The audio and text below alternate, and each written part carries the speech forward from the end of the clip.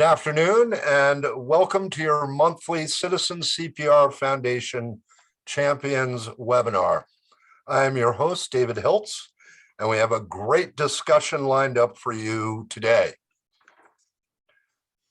We will have a robust discussion about the current state of scientific knowledge related to lay responder experience of training, responding, and dealing with the residual impact of witnessing an out-of-hospital cardiac arrest. I am personally delighted to have my friends Mark Forgues as a co-host and Dr. Katie Dainty as our special guest. We will get to them in just a few minutes. As a reminder, please mute your microphones and use the chat function to capture your questions during this webcast. These webinars are for you and your communities, and as such, please provide us with your feedback. We ask that participants be respectful at all times and refrain from sharing negative or degrading comments, as well as specific product and service promotions. Any images of products appearing in these webinars are for discussion purposes only and do not represent endorsement by the Citizen CPR Foundation. As your host and on behalf of the Citizen CPR Foundation, I'd like to extend our heartfelt thanks to our partner council members for their generous support. Without this support, programs such as this podcast would not be possible. The mission of the Citizen CPR Foundation is to save lives from sudden cardiac arrest by stimulating effective community, professional, and citizen action. In order to be successful in improving outcomes, collectively, we must strengthen local stakeholder collaboration, encourage data collection, analysis, and dissemination, facilitate implementation of life-saving strategies, the promotion of public education and training, improve delivery of high-quality resuscitation and post-arrest care, and enhancing the impact of cardiac arrest therapies. Through the HeartSafe initiative, the Foundation intends to guide, empower, and enable communities to leverage these 6 key strategies at the local and regional levels. I have a few important announcements for you today. First, June 1st through 7th each year is National CPR and AED Awareness Week, spotlighting how lives can be saved if more Americans know CPR and how to use an automated external defibrillator. This national campaign reinforces these skills, but also places importance on the willingness of bystanders, or perhaps more appropriate, responders to act in a cardiac arrest emergency. There is no shortage of strategies for engaging your communities. We are hopeful that our discussions today will stimulate ideas and actions in your own homes, neighborhoods, and communities. Very quickly, as I'd like to get to our guests, please look for important information in your post-webinar email regarding an academic research study related to cardiac emergency preparedness in youth athletics. Hey, gang, this is a personal request from me. I need your help. This is a clear action request on my behalf. I need your help, and I thank you in advance for your participation and assistance in the distribution of this survey. Also, I'm delighted to inform you that our program team has completed a draft of the self-assessment and project tracking tool. This tool will be useful in performing a baseline assessment in your community, as well as tracking your progress towards measured goals moving forward. In addition, we've created a guide intended to provide an overview of a community-based approach to improving cardiac arrest outcomes. The evidence-based recommendations, best practices, and innovations in this guide present interrelated, action-oriented steps that, when combined, should enable you to improve outcomes in your own community.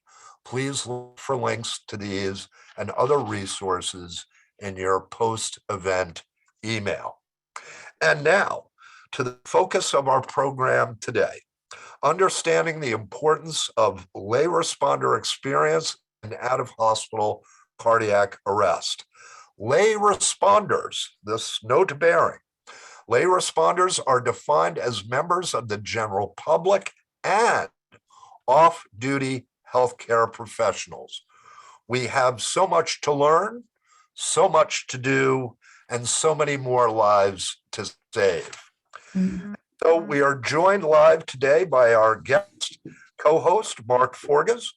Mark has close to 5 decades of EMS experience in municipal, hospital-based, volunteer, private, fixed-wing, collegiate, and fire-based EMS systems. Dr. Katie Dainty is once again joining us.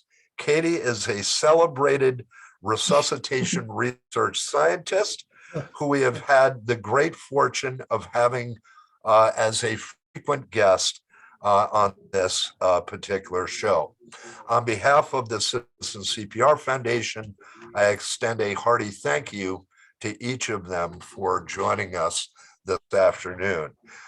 Please stand by while our technicians switch out our video feed here. And we will get started with our interviews. And there we are. Show over. Okay. So, Mark, I'm going to turn it over to you. Please carry on, sir. I will do my best. Thanks for putting me on the spot. Dr. Katie, we had talked earlier. Hi, we had talked earlier, and I went through this more than once. I've got it highlighted. 137 references. Oh my goodness, this thing goes through all kinds of things. It is very broad-based, and for those of you who haven't read it, I would encourage you to go ahead and read it. It is extensive. It will take you more than one reading, but it has materials in it that we have been searching for literally for years. But I know what I thought. No, actually, Kate, tell us about yourself and history of resuscitation. How did you get stuck with this job? Well, one would think it's like that, but actually I brought it on myself. So I actually am a social scientist. So I actually do most of my research is qualitative. And when I kind of stumbled into resuscitation about almost 15 years ago under a postdoc with Laurie Morrison in Toronto, Ontario, I really realized I was quite shocked actually that there was not any follow-up for both survivors and lay responders. So, you know, we kind of suffer from a yay, we saved them syndrome and haven't really done much to understand sort of the impact of the whole experience of cardiac arrest. And so that really kind of piqued my interest and really got to my heart actually, and said, you know, we have to do something to help these people. And the first thing to do is to listen to them. And so then fast forward 10 years, and I ended up on the American Heart Association's science subcommittee. And they said, you know, anybody have any ideas for any statements? And I kind of like looked around the room, because scientific statements are usually about really complicated clinical things like targeted temperature management and you know, medications and things like this. And when nobody else said anything, I put up my hand and I said, I think we need to put something out there about the lay responder experience, not the epidemiology of bystander CPR, but really the experience as evidence. And so they said, great, go for it. And so we did. And so I was very lucky to put together an amazing team, writing group, including Brianna Colquitt, who is a bystander, a lay responder herself. She responded to her neighbor who did have a cardiac arrest. And several, you know, well-known resuscitation folks, Osh Pancho, Betsy Hunt, Marion Leary, Farhan Banji, that, Bob Swore, Joe Arnaudo, like just some amazing people who really helped pull this together, because it was a huge amount of work to actually dig into this evidence. So in wandering through this, and I noticed that there were a couple of references to your previous committee, to previous work. What would you say is the biggest takeaway, or what would be the thing you'd want the audience to get out of this? How do you want us to utilize this material? How do you want us to produce a better responder? Let's look at it that way, or a more willing responder. For sure. And you and I were just having a brief conversation about this idea of, the connection between training and willingness and actual response, right? There's a significant decline from trained individuals sometimes to response. But I think the first thing I always say, I think there's three points. First, I think we have to recognize and grasp the fact that out of hospital cardiac arrest is a traumatic event for the victim and their families, but also for the people who are around and for the people who respond. So this is a traumatic event. This really, even if it's not in the moment, if adrenaline takes over and you're able to respond, afterwards, all of the things that happen with any other trauma happen to lay responders. And so we need to acknowledge that. And for some people, it's very empowering. And for some people, it's disabling. And so we have to grasp the range of response that people will have after being involved in this kind of event. The second thing is that we have to acknowledge that experience as evidence. So this is my, get me on the soapbox as a qualitative social scientist, but qualitative research is the only way we're going to understand this. We can't measure this with numbers. And so I am so proud that this statement is about the experience of lay responders and what that brings to the evidence base. And I guess maybe there's 4 points, but the third point is that the support of bystanders, lay responders, we use the term lay responders. I'll pause for a second to say, we're trying to move to lay responders to move away from the idea that people are standing by, right? Bystanders, so lay responders. The support that they need afterwards and the way in which their experience should inform training in the future is what this statement is all about. This is about kind of what I will call creative destruction. Let's break down the traditional ways of thinking about the lay responder and bystander CPR, and let's bring this evidence to bear on how we design training to build a better responder, to someone who is ready from the age of 5. Children in kindergarten can do CPR, and something we build as a life skill throughout the lives of people around the world, so that you are ready at any point in time to respond and prepared to make that a more empowering situation. It will always be traumatic, but how do we create systems of care for these folks? So those are my takeaways. That's I get that. That's absolutely correct. I just one question that came up on that, which was being ready to respond. It's not necessarily being willing to respond. Mm-hmm. And I understand that the vast majority of people who go into cardiac arrest do so at home. Yep. So the most likely responders for them will be a loved one. Yes. Will that loved one be more willing to respond because of the relationship, or will it be a barrier to their response? Is there any way we can predict that? Is there anything along that line we can go to? Yeah, I mean, I think that's actually a huge piece that we need to unpack. I think people are, the surveys that have been out there and the data, I would say, that's been out there shows that people are more willing. A graduate student of mine a few years ago did a survey, and then they just recently, a group here in Canada did a survey in Vancouver looking at willingness during COVID. And a known victim definitely is you're more likely. But one thing we haven't understood, and actually we're just about to launch a research project about this, is we've kind of lumped together the stranger and the family member lay responder. But I actually think there's a ton of nuances there that we have to understand. When it is a barrier, because it could be a barrier. I've heard lots of stories in my career about wives or husbands who make the phone call to 911 but then cannot bring themselves to actually do CPR, right? And so I think there's a lot of steps in there. And I also always like to say that to respond doesn't always mean CPR. If you can just make that call to 911 and hopefully then the dispatcher can help. But it's all about just bringing help to that person as soon as possible. CPR and AED use is the ideal situation, but we also have to educate people that calling 911 is the first step, and then that dispatcher can help to assess the situation and get the care the person needs, as soon as possible. So, and that's a very simple thing. Many people don't know that when you call 911, the dispatcher stays on the phone with you. Yeah. Right. People think they call 911, they hang up and then they sit there, wait.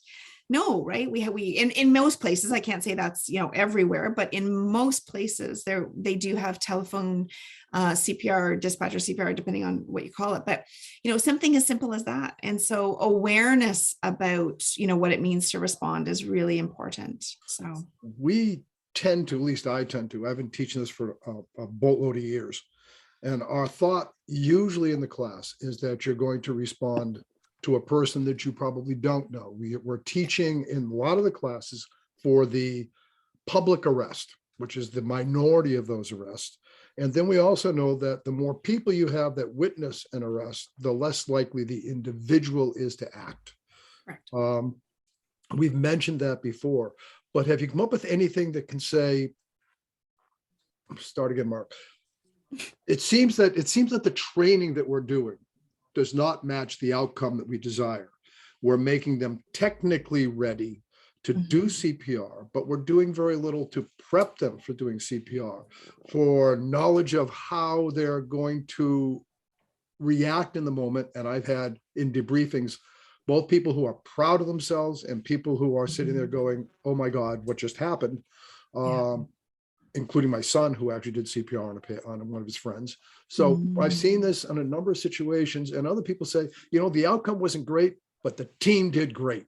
And there's a whole wide variety. How is there any way in a class that we can perhaps better focus our students on what the reality of the situation is? Should we show them a video of a CPR arrest, a real CPR arrest, not one that's manufactured, not one that's acted? Should we show them that there's some actual movement while CPR? Is that going to be helpful, do you think? Or should we go another way? I think we do have to make it more realistic. And I think we have to make it, it was the way we thought we had to do things, whenever CPR training started 40, 50, 60 years ago. We have to there's still quite a bit of belief that you have to be a card-carrying member of a club to do CPR. And that's not true, right? Like, we would love everybody to be trained and certified and all of that. But the reality is that, get down, push hard and fast, and, you can do it. And so I do think making it accessible and more realistic, right?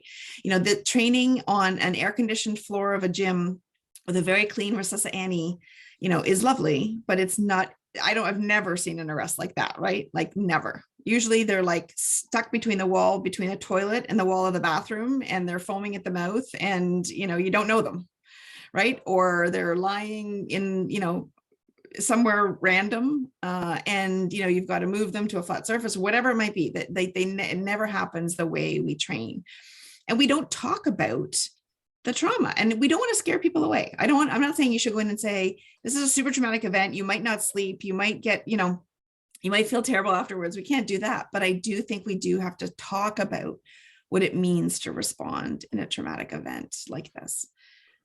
What I've done in my classes is I've actually said, I showed them a video of a real arrest. This is Chris.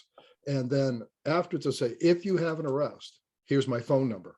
Yeah. If you have a situation where you're involved, here's how you get a hold of me. Because they so often wander in the wilderness, trying to find help, and they just need somebody to bounce it off of. It's not an in-depth psychoanalysis. It's simply, let me tell you what happened. Let me tell you what I'm feeling.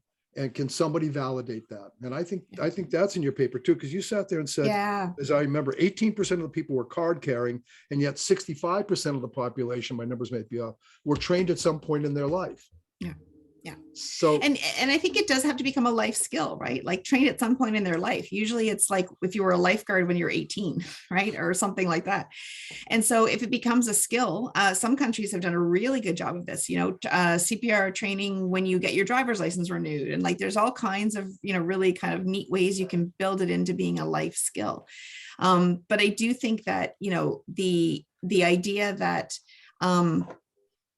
anyone can do it, and that, even so I see some stuff in the chat about hands-only CPR, and that was one thing that certainly helped. And I just want to clarify that hands-only in adults, but rescue breaths in kids. I just want to make sure that we know that children we still need to breathe into kids. So hands-only CPR has certainly helped, but the ability to, debrief is so important. And that's going to take a while to build that system of care. But even a number of people that I've talked to over the years have said, the thing I remember is that the EMT or the paramedic or, whatever term you use where you live, told me I did a good job. And he said, thank you. He or she said, thank you. And Absolutely. they remember that. And so to all of the folks out there in EMS world right now, if all you do at the scene is tell the lay responder that they did a good job, regardless of outcome, and thank you for doing that, that is huge for lay responders. That validation is huge. I see there, don't withhold breaths. If you are trained to give rescue breaths, give rescue breaths. I'm doing like a CPR course. But anyway, that is the first step of helping those people. And then hopefully we can build systems of care. I use the example in the paper of Paul Snoblin's program that he has here in Peel Region, Ontario, where they debrief with all of the lay responders that they can get a hold of, after the event. And his data is incredible. It's incredible what we've learned from that. And so, how he's been able to help those people. And so it just shows the power of that kind of thing. Now I appreciate that that's a resource, intensive program, but there are, variations of that. We have the Bystander Support Network, which is a website. I'm not trying to plug the website, but just even something as easy as a touch point of a website, right?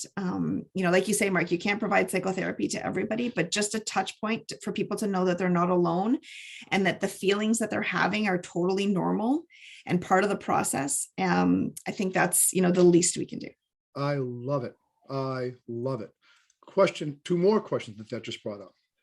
What do you think is the optimal length of time for a CPR class? And I know that's gonna fuse that's lit. David, don't go there. I know there's a fuse lit in the background, but I also know this paper that said that short classes in terms of longevity of education seem to equal those. And I know at MIT, we used to have coming out of the swim test, here, get on, do some CPR. That's one question. You can choose not to answer that. I get it. The other question I have for you is, do we build some sort of debriefing instruction into instructor training?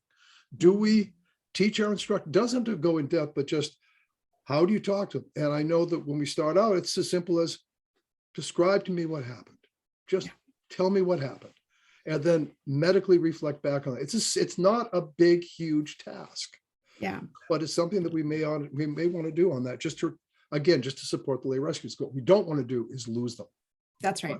That's right. And they do often end up in the ether, right? Because they're kind of a hard group. They may be standing around and then they leave, and it's kind of a chaotic scene, obviously. But I do think that building that into instructor training is brilliant. I think that would be excellent, and also into the PAD, we call them PAD programs here, public access defibrillator programs, and things like that. Like within the EMS agencies, I know I know the infrastructure is all different everywhere, but thinking about this and thinking about it's not just about placing AEDs or training for CPR, right? It's about creating a system.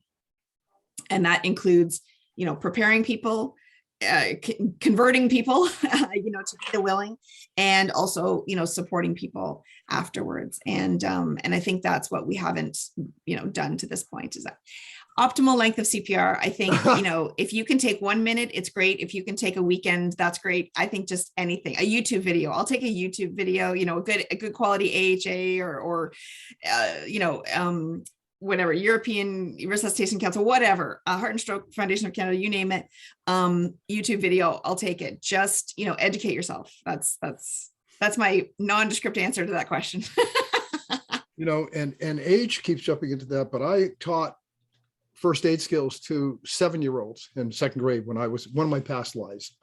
And I got a note at the end of the year from one of my parents saying, how do I say thank you for the life of my child? The 7-year-old cleared his 4-year-old brother's obstructed airway. I mean, that's kind of stuff you can't write up on. And it happens. They can't do CPR, they're the weight, but there is stuff they can't do and all those things. Should we, what we're looking for, oops. You got 3 What a minutes. naughty boy. No, I said that on purpose. I'm trying to be a good guy. What do you, let's wrap this. I only a couple minutes. So in 3 minutes, what are the top findings that you've had in this? What were the things that surprised you? And what are the things you think you might be able to transfer into current educational skills to make stuff work better? So one of the things that always, I don't know if surprise is the right word, but one of the things that we tend to forget, but that we have to build in is actually recognition of CPR, of cardiac arrest. So many people think, oh, that guy's drunk, or, oh, that guy's just taking a nap on the sidewalk. It's not easy. Lots of people call 911 and the dispatcher says, is he breathing? Yes, he's breathing. Well, he's agonal breathing, right? And so I think recognition and the reality of what agonal breathing actually sounds like do we play a tape of agonal breathing in CPR training classes? Probably not very often, right? I don't know, maybe we do. But, I think the recognition of cardiac arrest and awareness of what cardiac arrest is, that, if you don't do something, this person will die. That is the side of the bus campaign, right? And so that is, I think, number one is recognition. Number two is just rethinking training. We don't have to throw it all out, the baby with the bathwater, but really bringing some innovation to how we train. And I know there's amazing examples out there. There's pockets of innovation already happening. Some amazing instructors who've already built this stuff in. So let's pull that out and let's make that more common for sure. And then let's get started on that system of care. Let's not just keep talking about it. Let's pull it out and let's do there's pockets of excellence. Let's see what that looks like and see how we can spread and scale. Sounds like a call to action. I wrote the paper. Now everybody else has to do the work. Wow. Okay. Well, writing the paper, we had this discussion, took you an awful long time to write it. So you're going to have to allow us a little bit of time to implement this. But I'm also going to suggest to you that maybe what we ought to do is do a bottom-up approach, that maybe we ought to establish EMS protocols that require EMS providers who run into a lay responder on scene to gather that person's information, just like you would for a medical record. And my contention is, and I'll talk more about this later on, that as soon as that lay responder put hands on that patient, at that point in time, they are now part of the patient care team and should be included as a patient care team. And I think that actually a mandatory follow-up. I think if they drop a dime, give them a call a day later and saying, how are you doing? We want to thank you. How are you doing? And that sort of conversation might be easy, relatively speaking, to implement because it's a protocol change. It's a protocol change. We just have to get the belief. But anyway. Absolutely. That would also help with, a lot of lay responders and survivors get tremendous benefit from actually meeting each other, especially if it's in a stranger situation, right? Not always the desire on either side, but we also have a hard time doing that, right? And because we kind of lose touch. And so, there's lots of reasons why that being part of the system would be great. I've loved the conversation, but your time is up. Yes, unfortunately, I have domestic kid related duties I have to attend to, but this is amazing. Thank you for the airtime, David. Can't thank you enough for your work and the excellence of this and the conversation. And this is a 2 or 3 hour conversation. We'll call this a start. We'll keep going on it again. Okay. Sounds good. I'll come back. Pleasure talking with you. Thank you, Katie. Thank you. My pleasure always, David. We'll see you later, everyone. Bye. All right, gang. So we'll see the participant numbers drop off dramatically now, Mark. Oh, thanks a lot. Because you and I are going to carry on a conversation like we have so many times in the past, so like, what now, right? What do we do now? Because knowing something is great, but if we just know it and don't act on what we know, what's really been gained? And so I've got a note here to talk about, reflections and remarks made by Katie. And then I've got a couple of other questions that I think would be useful for all of us. But like the notion that the vast majority of lay responders, the victim is known to them, right? As, typically a family member. I just have to be thinking that in the minds of those lay responders, those who witness the sudden collapse of a family member or friend, it's just got to be absolutely horrifying. And that the brain, doing what it does best, is going to just say, is this really happening? Yep. Right? Yep. This couldn't be. And, reflecting on the lay responder definition, right? I'll say that having had the opportunity to respond both in a clinical and professional capacity, as well as that of a lay responder, completely different stories, right? Different types of anxieties go with each one. But when I was out to dinner with a colleague, and that colleague decided to very suddenly across the table from me plant their face in their soup in a restaurant full of people, that my response in that particular setting was very different from that which may have occurred, in carrying out, a clinical role. So I'll pause there because I don't want to do all the talking. But Mark, what really struck you about, the conversation with Katie very quickly, and then we can dive into a couple more items. As you know, I did a presentation in San Diego on the lay responder and how we are managing them or not managing them. And as you process that, you begin to sit there and say, not just the reactions, but how can we help? And the thing that I found most often as a barrier, and I'm going to present this to all the folks that are writing up here in the corner, I'm trying to read at the same time, is that when the lay responder tries to gather information about how well the patient did, everybody screams HIPAA. I'm going to say that I could not disagree more with that. That is just so frustrating. As I said to Katie, as soon as that person put their hands on the patient, they're part of the patient care team. Therefore, they should be allowed to get information on that patient. HIPAA, to my mind, does not apply and should not apply. I also think that we could set up protocols relatively easily that says if you are at a cardiac arrest as a professional provider and there's a lay person there doing it, your onus is to get their name and contact number if they're willing to give it to you. They may not. And it's not a mandatory debriefing, it has to be optional. But if nothing else, remember those little cards we used to use at motor vehicle accidents to hand to physicians who wanted to help and medical staff who wanted to help? Little cards that say, this person's under care of. Maybe we ought to put a little card that you can say, if you want to talk about this event, call this number. The dispatch center, something like that. There's some easy things you can do to have that contact, because the follow-up has to be there, I believe. Now I look an excellent suggestion, Mark. Now I want to go in a little bit of a different direction, and then hopefully we can come back. I'm just going to ask this outright, knowing that some people are already doing this. Do fear reduction or exposure techniques have a place in CPR training?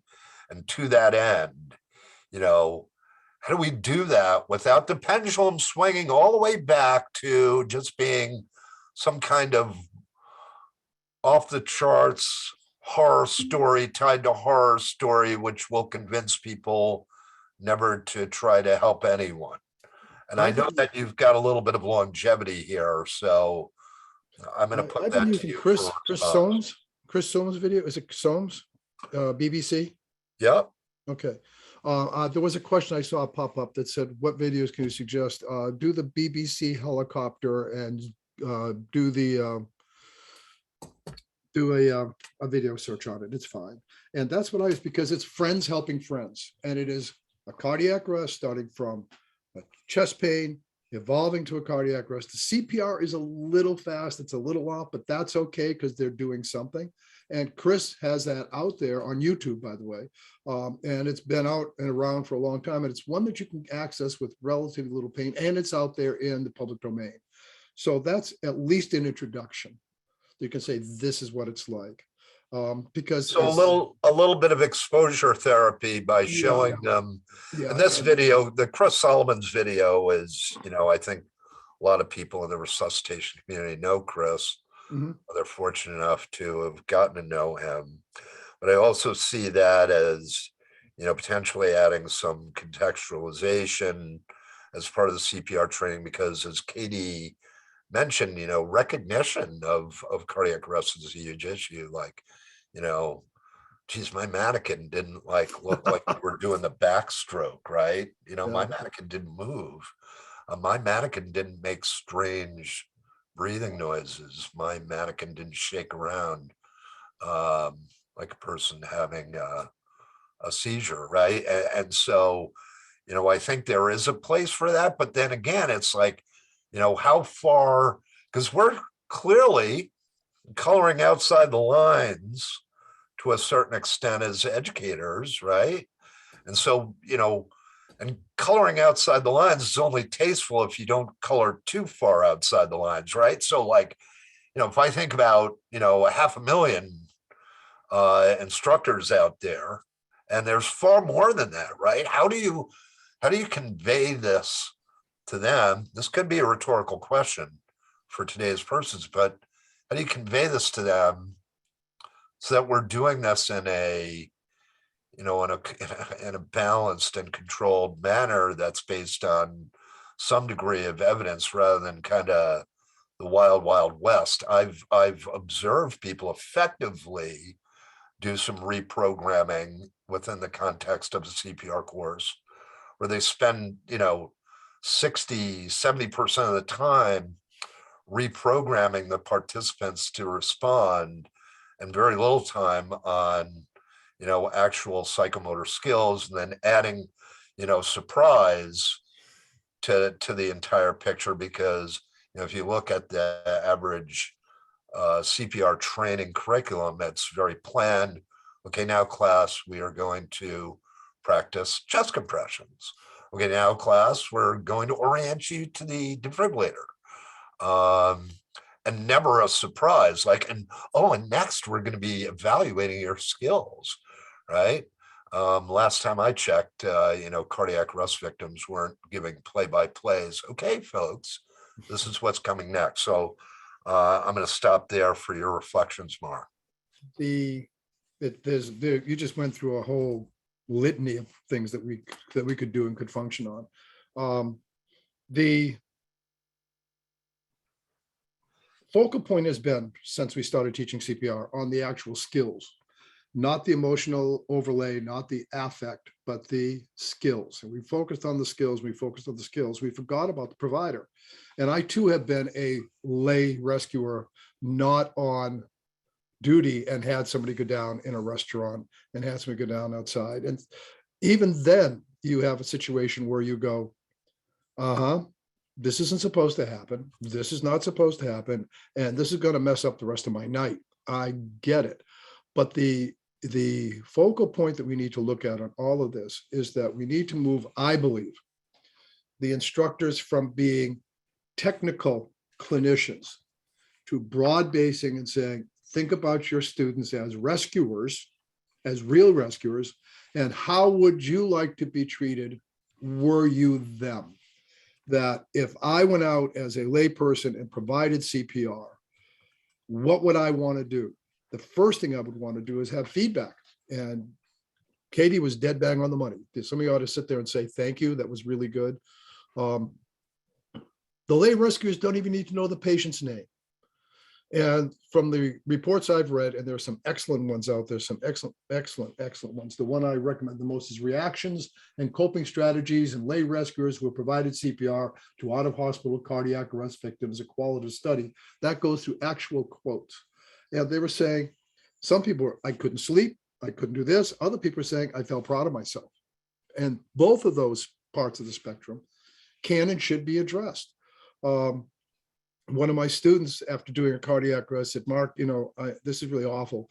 I know the patient died, but you know what? I want to spend all that time in class wondering if I could do it, if I could manage it, if this would happen, would I be able to work through it? And actually, I'm fairly proud of the fact that I was able to do that. And we've got to cope with that. And it's never mentioned in the curriculum.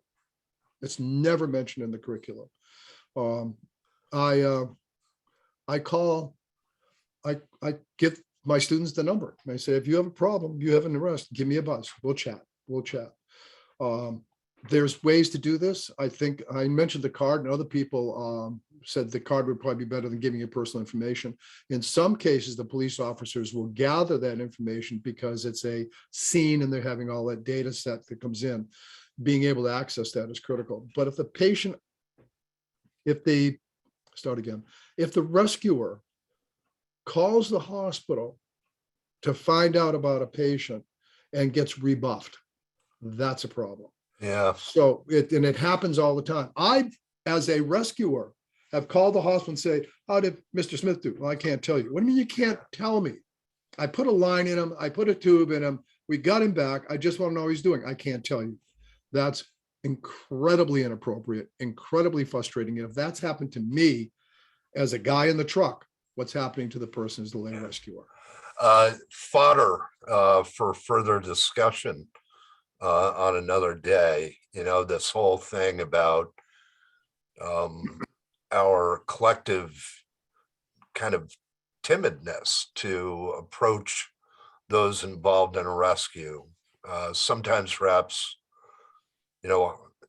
looking at confidential issues, things of that nature. But hey, listen, we're coming up on Q&A here, Mark. Yep. And I want to talk really quickly about context and CPR training, because, how do we do this appropriately without turning it into, like, again, some kind of bizarre kind of experience for participants? But last time I checked, patients don't normally, or victims don't normally come bare-chested, right? Unless you're on Bondi Beach, I guess they come, without a top, but, like clothing and, some degree of like reality, because, a mannequin that looks like, iRobot on top of a table with, planned, now we're going to do this, now we're going to do this, no surprises. You're an educator for a long time. You want to, kind of launch a couple of ideas out there before we go into Q&A about, how to introduce a certain degree of like real life into a sterilized CPR course. I am looking at these comments, David, and they are dead bang on the money. Yeah, Reduce costs. They're a good bunch, Mark. I warned you, right? They're smart people here. The insurance going to cover the cost of CPR training. Lay rescuers are affected permanently on their efforts and outcomes. And if they can't find out, how the patient did, they assume that something went desperately wrong, and then they assume it was their fault. That's unacceptable. We can't allow that to happen. Anyway, do we do questions? Give us a couple of recommendations on, like, what would you do? What would you do tomorrow that you didn't do yesterday for, a targeted lay responder CPR training intervention? Don't even call it a course, right? Maybe put a shirt on your mannequin, maybe introduce some surprises. I mean, what would a garden variety instructor do with this information? I think that a garden right now, at this point in time, a garden variety instructor could simply say, this is trauma. you are going to be inflicting violence on a patient. It's not, the patients are not plastic. You've got to understand that this is something that you're going to have to do. You can sit there and say silly things like, give your chance to fall apart later. Do what you have to do, but promise yourself a good cry later on. You can do that. But I think even more importantly, I think you have to give them, if you have an arrest, I do with my classes, take down this number. This is my cell phone number. Give me a call. Give me a call. Put a bra and a mannequin under the shirt. Yeah. Yeah, excellent. So we're going to get into some Q&A here. I think you're all very smart people, and you've been doing this for quite some time, but I would think about, some reaffirmations. Like the Heart Association does a pretty good job with it, the hands only CPR messaging, right? Your actions can only help, right? But I also think it's important to let people know that, anticipate fear, right? Because if I can anticipate being really scared, right? So it's like the spoiler in the movie theater when, and that's normal. Your family member says, they grab your arm, they go, there's a really scary thing coming up, right? And that kind of diminishes your, oh my God, right? So, having them anticipate this and knowing that it's going to be a barrier could certainly be helpful as well. So let's open it up for questions. I'm gonna look to the audio team to have a couple of people voice their questions for us. So we'll give them a moment to get working on that, and we'll see if we can't have some more meaningful discussion in regards to some questions. Yeah, I will go ahead and wait for some folks to raise their hands if they have any questions. But in the meantime, if I'm looking at the chat, we did have a couple kind of short questions. Chris Houston asked, do any mannequins simulate rib breaking? Oh, okay. I'm not aware of any, but, perhaps, that's an idea where the chest pops a little bit. Mark, a quick reflection on that question. Most of the fractured ribs that I have felt doing CPR have not actually been a rib fracture. They've been a costochondral separation. Yeah. You've got separation. you've got the sternum, you got the ribs sitting in here. And what happens is the mannequins go like this, but in real life, the ribs actually go like this. And so if you had your flat out, what you get is this rib popping up, and that's why you feel the bottom of your hand. I'm sure it could be mimicked. I do know that I do know, Mark, that there are some mannequin developers on the call. So take note. Okay. Something perhaps for the future. Let's We've go with another also question. We've got a question from Paul Morris, and Paul, I'm going to unmute you right now. Hey, Paul, go ahead with your question.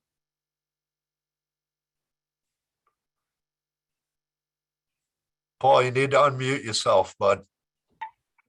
Well, now that I've been unmuted, how are you, David?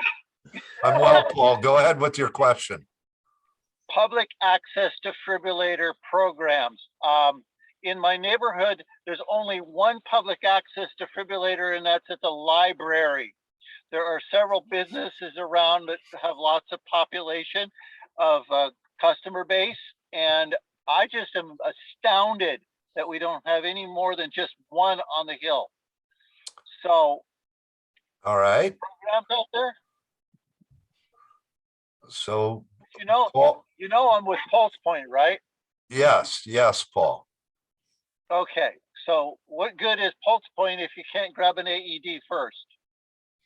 Of course, you're going to be doing, compressions and breaths and all that stuff. But seriously, we need to get a program in place in our community to create public access defibrillators in a larger scale, like the airport has. Tons of AED. The other thing you may consider is you could have a company, those stores you're talking about, you could have them purchase their own for their own people, But the thing I find most often is that they already have a defibrillator. We don't know about it because there's no signage. You've seen trucks going Exactly. by with fire extinguisher inside.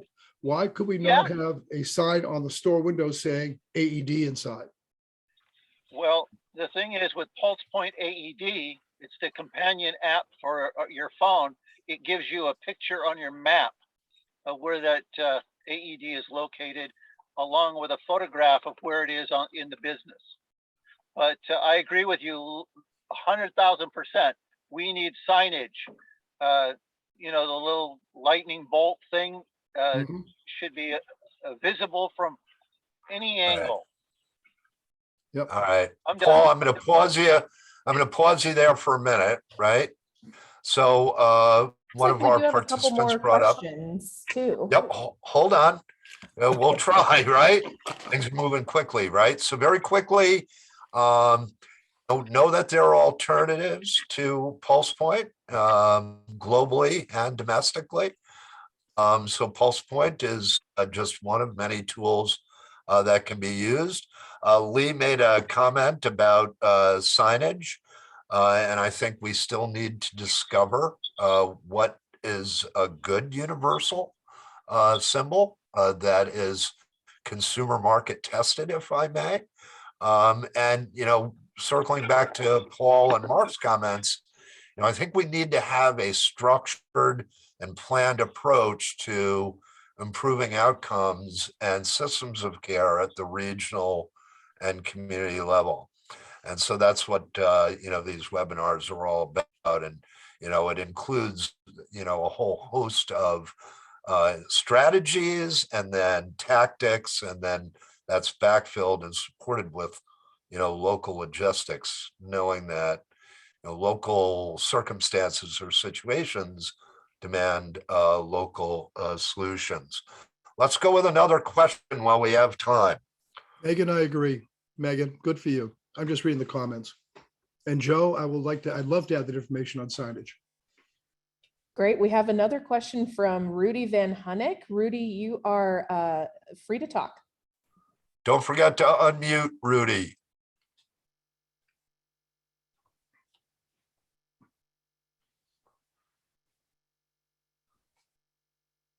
We'd love to hear your question, Rudy.